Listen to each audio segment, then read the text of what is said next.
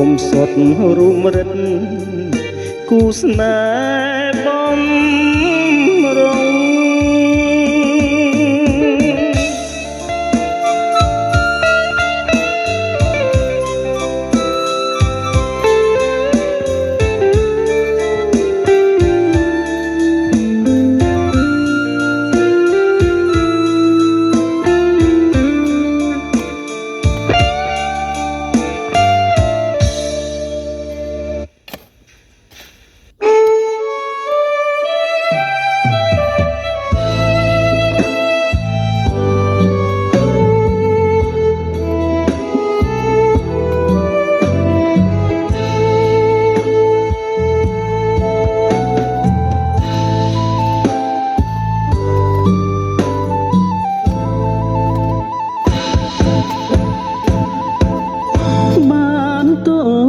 ទូសាជីវៈតបប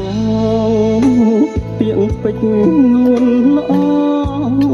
អូនគ្មានបំណងត្រូវគ្នាវិញឡើយតែដើម្បីបងជាលើកចុងក្រោយរឿងយើងចប់ហើយឲ្យបងកាត់ចិត្តទ្រពធន